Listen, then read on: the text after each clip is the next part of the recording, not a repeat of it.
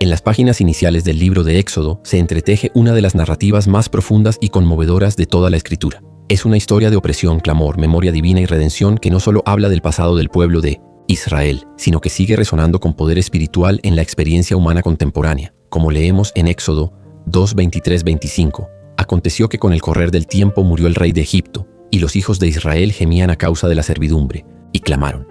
Y subió a Dios el clamor de ellos con motivo de su servidumbre. Y oyó Dios el gemido de ellos, y se acordó de su pacto con Abraham, Isaac y Jacob.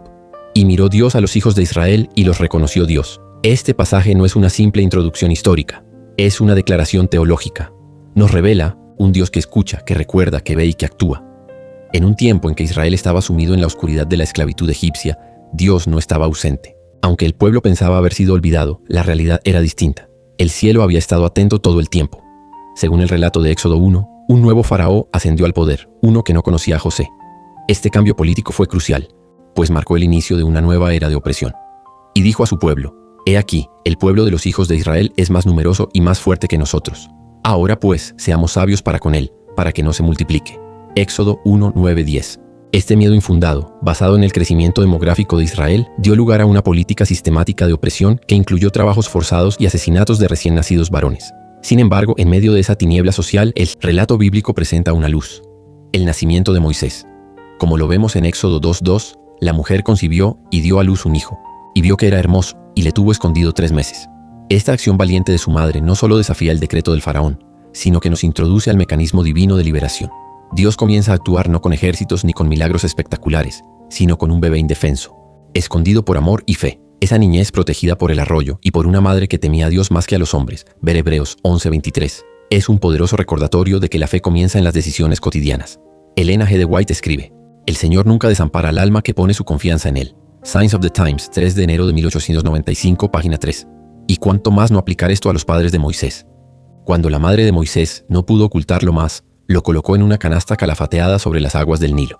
En una acción que mezcla desesperación humana con providencia divina, este niño terminó siendo adoptado por la hija del faraón, Éxodo 2:5-10. En ese hecho, el irónico poder de Dios se manifiesta.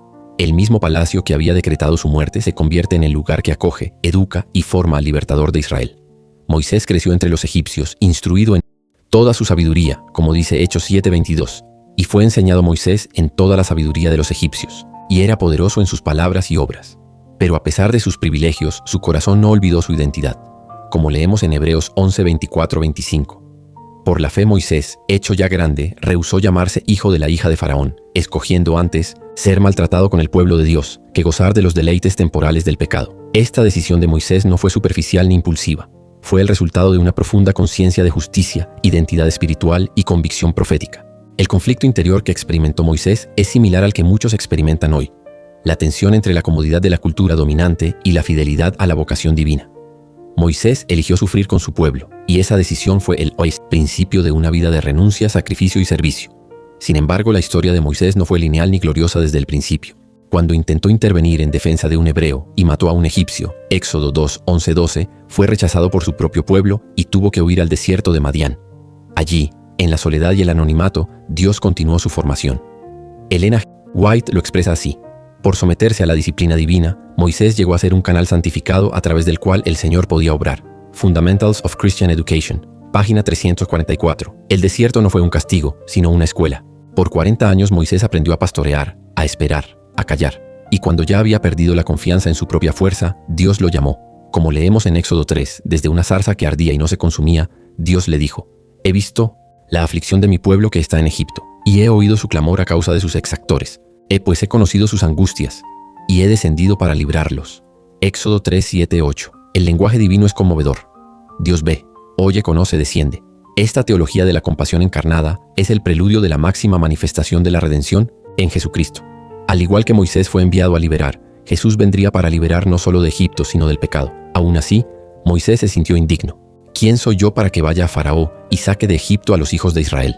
Éxodo 3:11. Esa humildad, lejos de ser debilidad, fue la base de su llamado. Ellen G. White afirma que Moisés no permitió que su educación le impidiera obedecer el mandato de Dios. Fundamentals of Christian Education, página 344.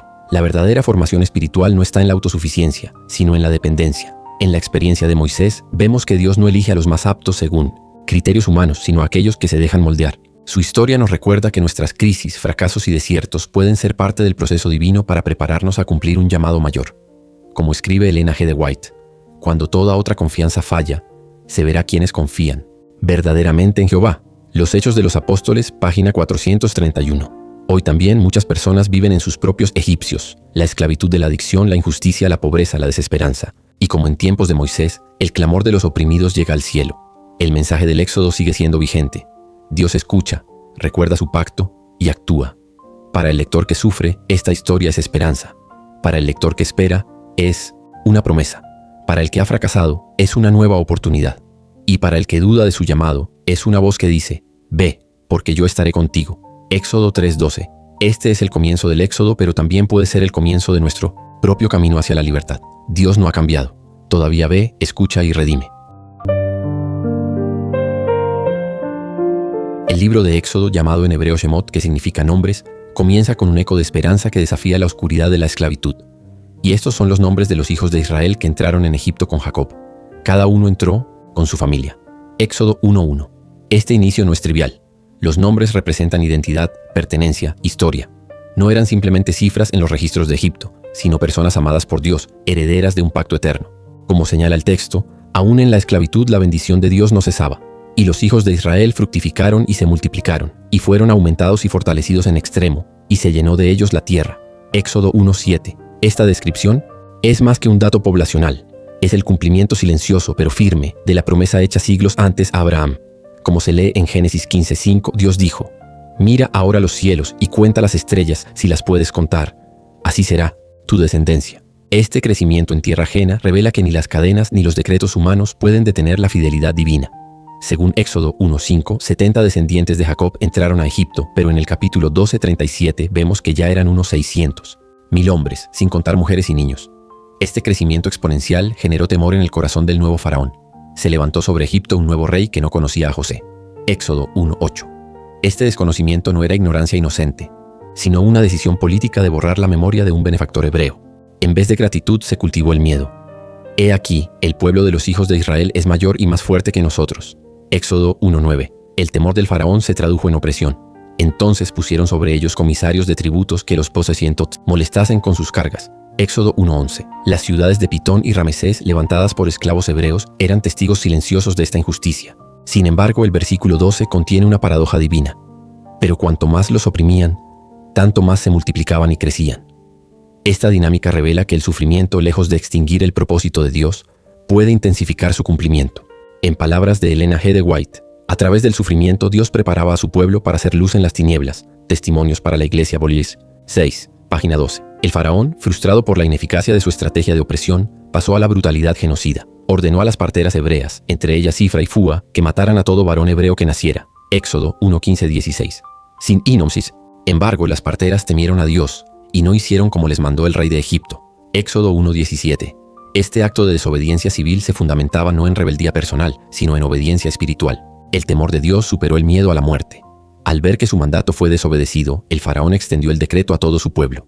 Echad al río a todo hijo que nazca, y a toda hija preservad la vida. Éxodo 1:22.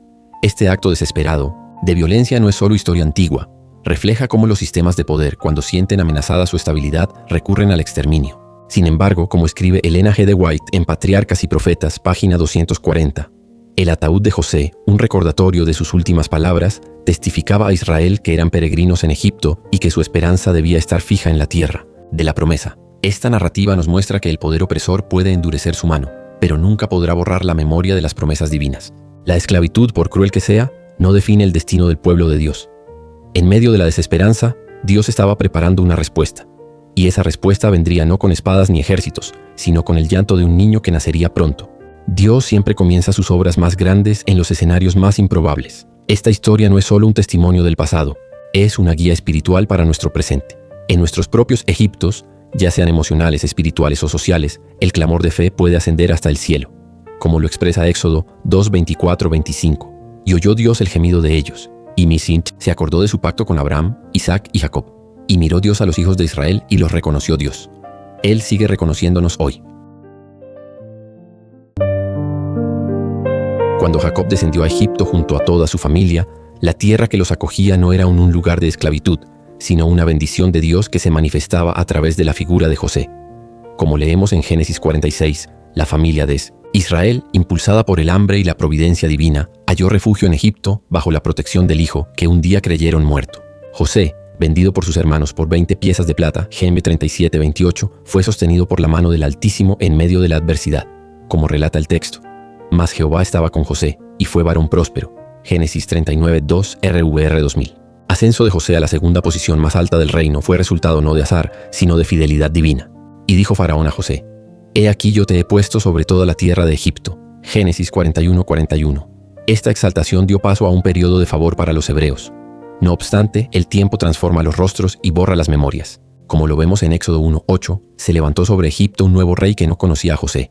Según los estudios históricos más aceptados, este nuevo rey podría haber sido Ahmose, 1580-1546 a.C., seguido por Amenhotep, 1.53-32 a.C., el cual temió el poder demográfico de los israelitas. Este temor no era infundado, y los hijos de Israel fructificaron y se multiplicaron, y fueron aumentados y fortalecidos en extremo, y se llenó de ellos la tierra. Éxodo 1:7. El miedo, en su versión más política, llevó al surgimiento de un sistema de opresión sistemática. Como señala Elena G. de White, el nuevo rey de Egipto no estaba dispuesto a perder los servicios de los hebreos, quienes eran hábiles y entendidos en el trabajo. Entonces pusieron sobre ellos comisarios de tributos para que los molestasen con sus cargas. Spiritual Gifts, Tepo 3, página 179. Esta opresión fue estratégica. Buscaban doblegar el espíritu del pueblo de Dios mediante el agotamiento físico, y les amargaron su vida con dura servidumbre, en todo su servicio, en el cual los obligaban a servir con rigor. Éxodo 1:14. Mentalidad de los faraones refleja una lógica que también podemos identificar en los sistemas de opresión actuales. Control, explotación, invisibilización. No basta esclavizar el cuerpo, sino también la voluntad. Sin embargo, como observamos, en el relato bíblico, Dios no se desentiende de su pueblo, incluso en los momentos donde parece haber silencio divino. Elena de White agrega: El Señor no olvidó a su pueblo. Aunque por un tiempo parecía que el cielo se había cerrado, la promesa seguía viva. Patriarcas y Profetas, página 242. La historia avanza y el decreto más terrible cae como una sombra sobre los hebreos. Según el relato de Éxodo 1:22, entonces Faraón mandó a todo su pueblo, diciendo: Echad al río a todo hijo que nazca, y a toda hija preservad la vida. Este intento de genocidio infantil evidencia hasta qué punto se había endurecido el corazón del monarca. De hecho, la situación prefigura un conflicto cósmico, la batalla entre el dragón y la simiente de la mujer. Apocalipsis 12. Sin embargo, cuando todo parece perdido, la providencia de Dios se manifiesta en formas inesperadas. Nace Moisés, descendiente de Leví. Su madre lo escondió por 3 meses, y cuando no pudo ocultarlo más, preparó una arquilla de juncos, lo puso en el Nilo y lo encomendó a Dios. Éxodo 2:3, como leemos en el texto. Y la hija de Faraón descendió a lavarse al río, y, viendo la arquilla, tuvo compasión de él. Éxodo 2:5-6. Esta princesa, identificada por muchos estudiosos como Hatshepsut, 1504-482 a.C., lo adoptó como hijo suyo. Moisés, criado entre palacios y pergaminos, también bebió de la fe de su madre biológica, quien fue providencialmente llamada a criarlo. Éxodo 2:9. Esta dualidad, príncipe y hebreo, marcó la mente de Moisés. Como afirma Hebreos 11:24-25, por la fe Moisés, hecho ya grande, rehusó llamarse hijo de la hija de Faraón, escogiendo antes ser maltratado con el pueblo de Dios que gozar de los deleites temporales del pecado. Elena G. de White comenta: desde los primeros años, Moisés aprendió a temer a Dios. Su madre le enseñó que no era egipcio, sino hijo del Altísimo. Patriarcas y Profetas, página 244. Ya adulto, el deseo de liberar a su pueblo ardía en su corazón. Al ver a un egipcio golpeando a un hebreo, Moisés lo mató. Éxodo 2:11-12. Este acto impulsivo, aunque motivado por justicia, revelaba que aún no estaba listo para liderar la misión de liberación. El fracaso lo condujo al desierto de Madián, donde pasaría 40 años aprendiendo la humildad, el silencio y la paciencia divina. Éxodo 3. Durante esos años Dios forjó en Moisés un carácter firme y obediente. Como leemos en Éxodo 3, fue allí, en Horeb, que Dios se le manifestó en una zarza ardiente. El llamado fue claro: ven por tanto ahora, y te enviaré a Faraón para que saques de Egipto a mi pueblo. Éxodo 3:10. La respuesta de Moisés, marcada por su humildad: ¿quién soy yo para que vaya a Faraón? Bit 11. Este encuentro entre Dios y Moisés refleja también nuestro proceso de llamado. Nos sentimos incapaces, inadecuados, inseguros, pero la promesa sigue vigente: ve, porque yo estaré contigo. Éxodo 3:12. Dios no llama a los capacitados, sino que capacita a los llamados. Volviendo a Egipto, Moisés enfrentó a Faraón, muy probablemente el poderoso Tutmosis III, 1504-1450 a.C., cuyo corazón se endureció frente a cada señal. A través de 10 plagas, Dios no solo mostró su poder, sino también su juicio contra los dioses de Egipto. Éxodo 12:12, como se profetizó a Abraham. Y también a la nación a la cual servirán juzgaré yo, y después de esto saldrán con gran riqueza. Génesis 15:14. Finalmente, la noche de la Pascua selló la redención. La sangre del cordero en los dinteles protegió a los hijos de Israel. Éxodo 12:7. Esa misma noche el Señor los sacó por sus ejércitos. Éxodo 12:51. Y no salieron solos. Llevaron consigo los huesos de José. Éxodo 13:19, como un símbolo de la promesa cumplida. La salida de Egipto no solo fue geográfica, sino espiritual. Como dice Elena G. de White, en su salida llevaban una herencia sagrada. Los huesos de José, esperanza viva durante los años de esclavitud. Patriarcas y Profetas, página 281. Esta historia, tan antigua y actual, nos recuerda que Dios no olvida, no abandona, no falla. Aunque estemos rodeados de sistemas que nos oprimen, aunque el miedo y la duda intenten tomar el trono de nuestra alma, el Señor aún dice: he visto la aflicción de mi pueblo, y he descendido para librarlos. Éxodo 3:7-8. Hoy, cada uno de nosotros puede hallarse en alguna etapa del relato. Bajo el látigo del faraón, escondidos en las aguas del Nilo, errantes en Madián o al borde del Mar Rojo. Pero donde quiera estemos, la zarza sigue ardiendo. Y el Dios de Abraham, Isaac, Jacob y Moisés sigue llamando con voz poderosa: quita el calzado de tus pies, porque el lugar en que tú estás, tierra santa es. Éxodo 3:5.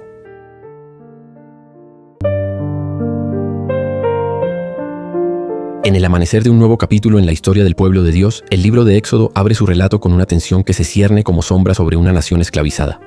No se puede comprender el clamor de los hebreos en Egipto sin recordar las promesas de Dios en el Génesis. José, el hijo predilecto de Jacob, había llevado a su familia a Egipto durante una gran hambruna, y allí hallaron refugio y prosperidad. Sin embargo, con el paso de los años y el cambio de dinastías, la memoria de José y su influencia benéfica desaparecieron de los anales del poder egipcio, como leemos en Éxodo 1:8. Y se levantó sobre Egipto un nuevo rey que no conocía a José. R 2000. Este nuevo faraón, sin nombre en el relato pero cargado de temor e inseguridad, percibió a los hijos de Israel como una amenaza demográfica. He aquí, el pueblo de los hijos de Israel es mayor y más fuerte que nosotros. Éxodo 1:9. La estrategia del poder fue clara: oprimir, explotar y controlar. Así comenzó una etapa de esclavitud que buscaba doblegar tanto el cuerpo como el espíritu del pueblo elegido. Pero como lo expresa el salmista: clama a mí en el día de la angustia, te libraré y tú me honrarás. Salmo 50:15. En medio de esta crisis surgen dos figuras femeninas que desafían al trono de Egipto, sin espada ni escudo: Shipra y Púa. Ellas eran parteras, mujeres acostumbradas a dar vida, no a cegar la existencia. Según el relato de Éxodo 1:15-17, el faraón les ordenó que mataran a los varones hebreos al momento del nacimiento. Sin embargo, estas mujeres temieron a Dios más que al rey y preservaron la vida de los niños. Pero las parteras temieron a Dios y no hicieron como les mandó el rey de Egipto, sino que preservaron la vida a los niños. Éxodo 1:17. Esta decisión fue más que un acto de desobediencia civil, fue una declaración de fe. Elena G. de White comenta: las mujeres temieron a Dios y no hicieron como el rey de Egipto les había mandado, y porque no obedecieron al rey, el Señor las prosperó. Spiritual Gifts, Bolino 3, página 179. Mientras el faraón, considerado una deidad viviente, buscaba imponer su voluntad con frialdad y crueldad, estas mujeres actuaron con valentía silenciosa, guiadas por una conciencia iluminada. La narración de Éxodo les da nombre, mientras que el faraón queda en el anonimato. Shipra y Púa son inmortalizadas en la historia sagrada, y Dios mismo las bendice con familias propias. Éxodo 1:20-21. Su acción no solo fue moralmente justa, sino espiritualmente poderosa. Como vemos también en Hechos 5:29, es necesario obedecer a Dios antes que a los hombres. El fracaso del faraón al implementar su política de infanticidio por medio de las parteras lo llevó a endurecer su corazón. Como leemos en Éxodo 1:22, entonces Faraón mandó a todo su pueblo, diciendo: echad al río a todo hijo que nazca y a toda hija preservad la vida. Esta orden no solo implicaba asesinato, sino también sacrificio a Hapi, el dios del Nilo, y una estrategia de asimilación forzada. Elena G. de White señala con claridad la mano invisible detrás de esta crueldad. Satanás fue el instigador. Sabiendo que un libertador sería levantado entre los hebreos, trató de frustrar los planes divinos inspirando esta matanza. Spiritual Gifts, Volume 3, página 179. Esta acción tiene ecos proféticos en el intento de Herodes de matar al niño Jesús, Mateo 2:16, evidenciando que el enemigo de las almas siempre ha buscado impedir la manifestación del plan salífico. El relato de Shipra y Púa nos habla a nosotros hoy. En un mundo donde muchas veces se nos presiona a ceder ante sistemas injustos, estas mujeres nos recuerdan que la fe no siempre necesita micrófonos ni escenarios. Necesita corazones firmes, formados en la conciencia de lo eterno. Como se nos exhorta en Testimonios para la Iglesia, Volumen 2, página 130.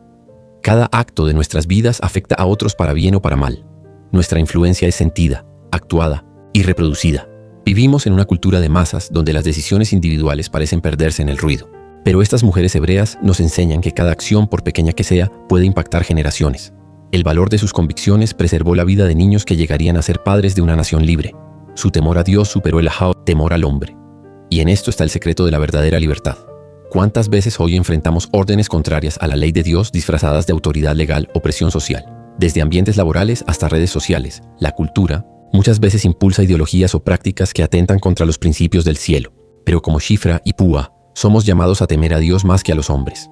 Como dice Santiago 1:5, y si alguno de vosotros tiene falta de sabiduría, pídala a Dios, el cual da a todos abundantemente, y le será dada. Estas mujeres no eran teólogas, pero conocían lo justo. No habían asistido a seminarios, pero habían aprendido del Dios de Abraham. Su teología era sencilla. La vida es sagrada y Dios es digno de obediencia. Esta misma teología debe ser la base de nuestras decisiones. En una época donde lo moral se diluye en opiniones, el temor de Dios sigue siendo el principio de la sabiduría. Proverbios 9:10. Shipra y Púa se convirtieron en instrumentos de la voluntad divina, aunque parecían insignificantes ante el poder imperial. Como enseña Elena G. de White, Dios requiere de nosotros valentía moral, perseverancia, mentes que no se dobleguen fácilmente y que lleven todo a Dios en oración. Testimonios, volumen 2, página 130. En su acción se resume la esencia del verdadero discipulado. Hacer lo correcto, aunque nadie lo vea, aunque el mundo se oponga. En cada generación Dios levanta voces silenciosas que desafían sistemas, salvan vidas y preparan el camino para el cumplimiento de sus promesas. La fe de estas mujeres nos desafía hoy a actuar con convicción, a vivir con integridad y a temer solo al Dios que da la vida. El nombre del faraón se perdió en el tiempo, pero los nombres de Shipra y Púa siguen escritos en la palabra eterna, porque el cielo recuerda con honra a quienes temen a Dios antes que a los hombres, como lo vemos en Éxodo 1:21, y por haber las parteras temido a Dios, Él prosperó sus familias. En un mundo que grita y amenaza, que se impone con leyes injustas y sistemas corruptos, Dios sigue buscando corazones como los de Shifra y Púa, corazones que teman a Dios, que defiendan la vida, que obedezcan en lo secreto y que sean bendecidos en lo eterno.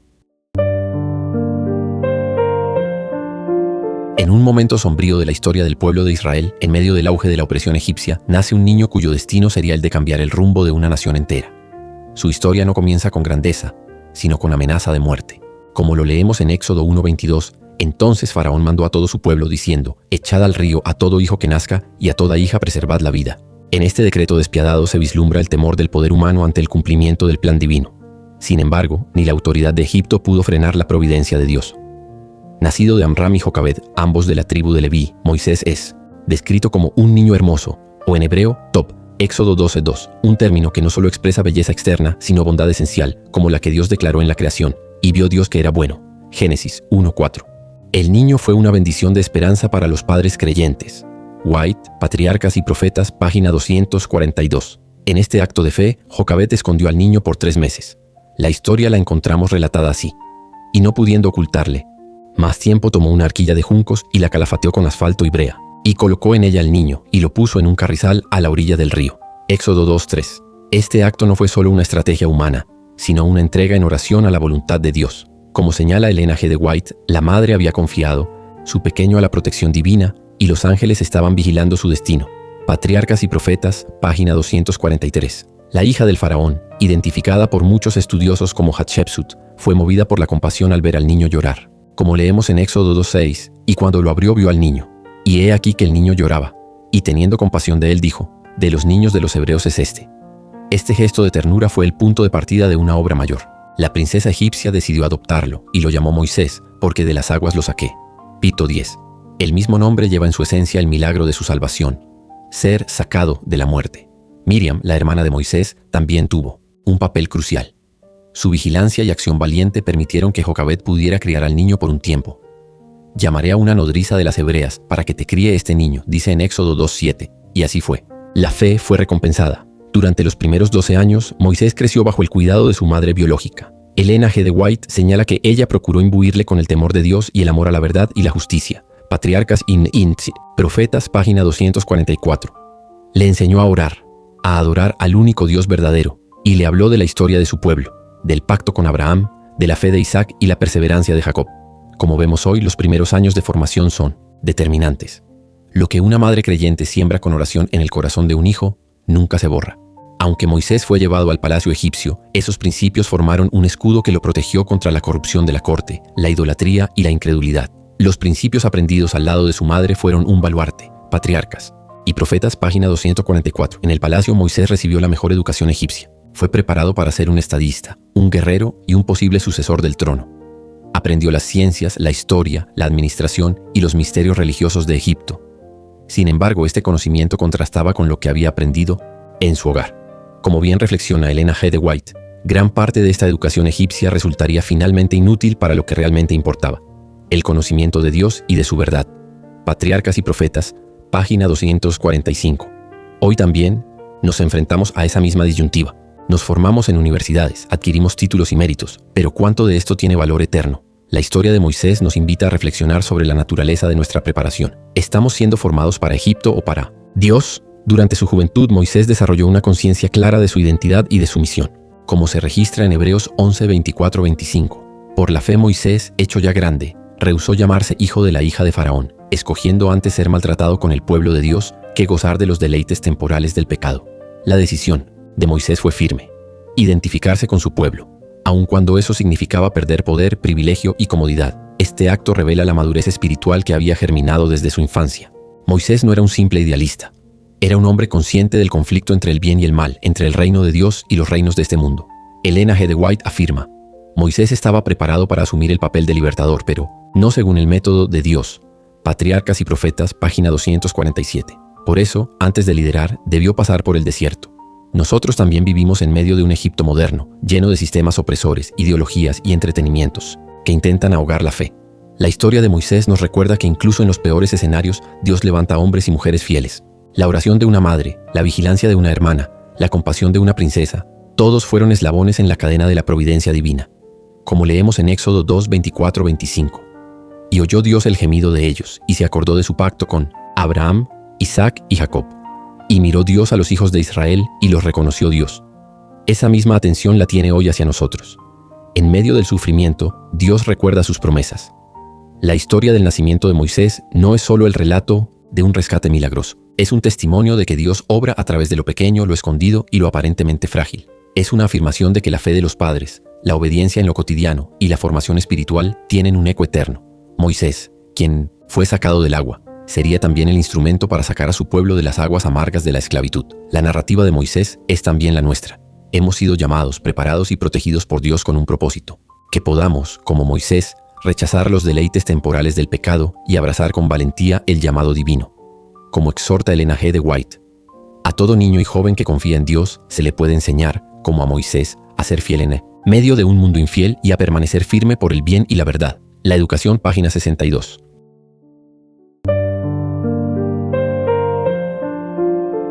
En lo profundo del corazón palaciego de Egipto, donde el lujo, el poder y la idolatría convergían en la figura del faraón, un joven hebreo criado entre mármoles y jerarquías luchaba con un conflicto interno desgarrador. Moisés, adoptado por la hija del faraón, no ignoraba sus orígenes. Aunque se le vestía como egipcio y se le formaba en las ciencias y estrategias de guerra, su corazón latía con el dolor de un pueblo oprimido.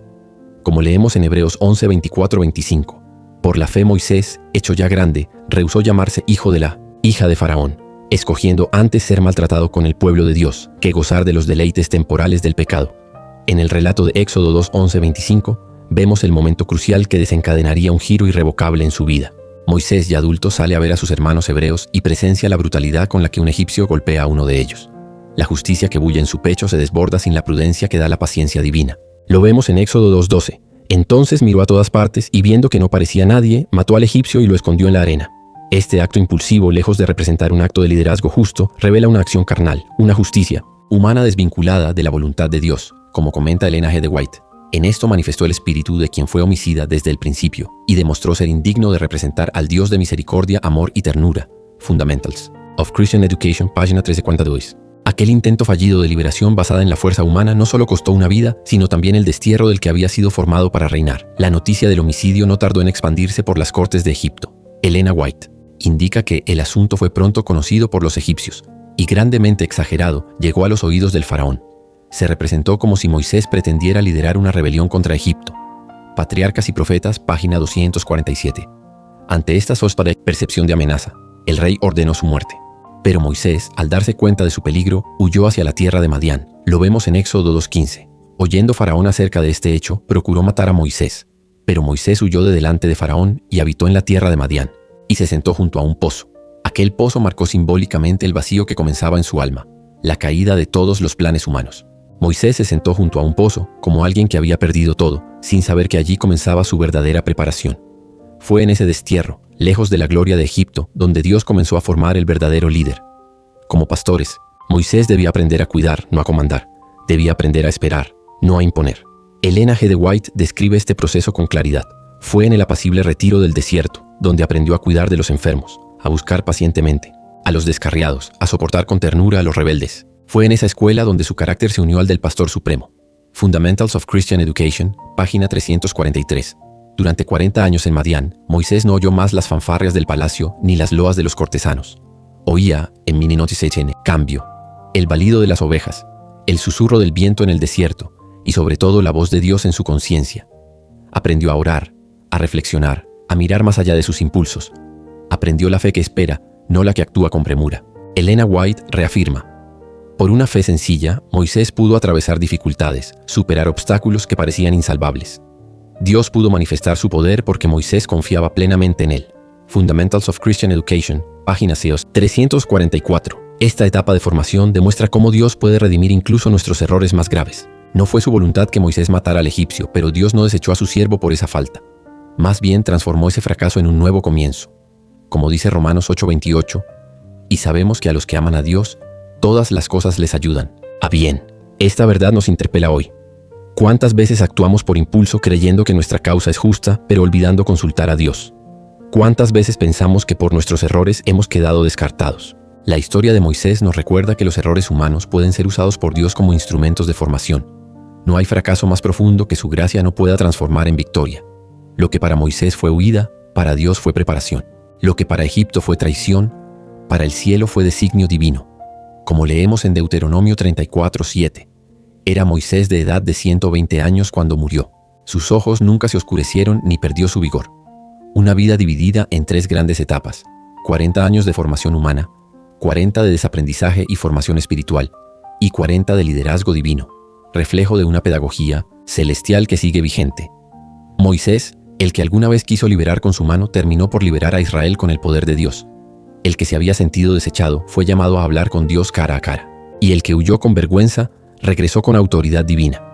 Hoy también nosotros vivimos tensiones similares, entre el impulso y la paciencia, entre el fracaso y la restauración, entre la autojusticia y la gracia. El relato de Moisés es más que historia, es espejo. En él, como en nosotros, Dios no busca perfección inmediata, sino corazones dispuestos a aprender, a dejarse guiar, a ser moldeados por su mano. Moisés fue cambiado no por el tiempo, sino por el trato con Dios. Como leemos en Números 12:3, y aquel varón Moisés era muy manso, más que todos los hombres que había sobre la tierra. El más violento se volvió el más manso, el más impulsivo se tornó en el más paciente. Tal es el milagro de la pedagogía divina. Hoy, mientras reflexionamos en nuestras propias fugas, caídas o errores, escuchemos la voz que habló a Moisés. Desde la zarza, yo estaré contigo. Éxodo 3:12. Que podamos también sentarnos junto al pozo, no como quienes han perdido todo, sino como los que están listos para comenzar de nuevo, bajo la guía del verdadero libertador. En los valles del tiempo, en los pliegues de la historia sagrada, se alza la figura de un hombre moldeado por la providencia, Moisés. No fue un libertador improvisado, ni un caudillo de ambiciones personales, sino un instrumento del Dios eterno, levantado en medio de la opresión, el dolor y la aparente ausencia divina. Para comprender su historia, debemos descender con él al Egipto del sufrimiento, ascender al Horeb del llamado divino y peregrinar con él hacia la libertad prometida. El libro de Éxodo nos introduce en un escenario de sufrimiento nacional. Israel, que había hallado refugio en Egipto en los días de José, ahora se encontraba esclavizado bajo un faraón que no conocía a José. Éxodo 1:8. La opresión no era solo física, sino también espiritual, pues Egipto simboliza el mundo bajo el dominio de Satanás. Como leemos en Éxodo 1:13-14, los egipcios hicieron servir a los hijos de Israel con dureza y amargaron su vida con dura servidumbre. Este contexto nos interpela hoy. ¿Cuántos se hallan bajo yugos invisibles, oprimidos por el pecado, el isdoes, miedo o la desesperanza? Elena G. de White describe que Satanás fue el incitador de este plan cruel. Él sabía que estaba por levantarse un libertador entre los hebreos, y mediante la destrucción de los niños varones esperaba derrotar el propósito divino. pp. Página 242. Sin embargo, la fe de las parteras hebreas brilla en medio de la oscuridad. Temieron a Dios y no hicieron como les mandó el rey. Éxodo 1:17. Su obediencia desafiante es un eco profético de los fieles que en los últimos días preferirán obedecer a Dios antes que a los hombres. Hechos 5:29. En este ambiente hostil nace Moisés, hijo de Amram y Jocabed, quienes con fe audaz lo escondieron durante 3 meses. Hebreos 11:23. Según el relato de Éxodo 2, cuando ya no pudieron ocultarlo más, lo colocaron en una arquilla de juncos en el río Nilo, confiando en que el Dios que había protegido a José en la cisterna también guardaría a su hijo. Y la hija de Faraón descendió a lavarse al río. Y viendo la arquilla en los juncos, envió una criada suya a que la tomase.